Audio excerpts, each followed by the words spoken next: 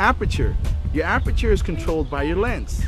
The wider your aperture is, the more light comes in through the camera.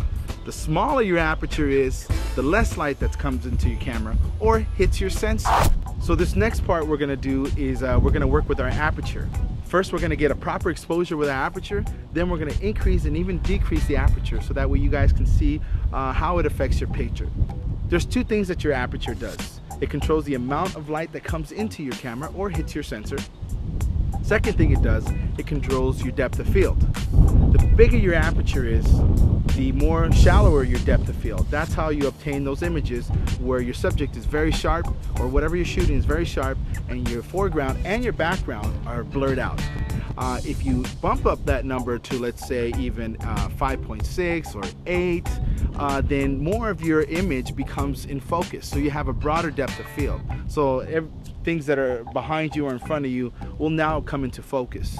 So that's what your aperture does. And we're gonna play around with those settings so you guys can get used to it. Like I said, if you have to pause this so you can take some sample shots yourself, go ahead and do so. Rewind it as many times as you need to until you learn, okay? So let's go ahead and start taking some pictures.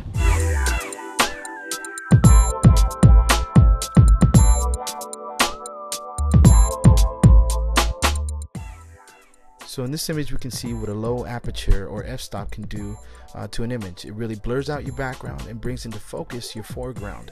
The complete opposite happens when you increase your aperture to, let's say, 7.1, where it'll bring most of your image, if not all of your image, into focus.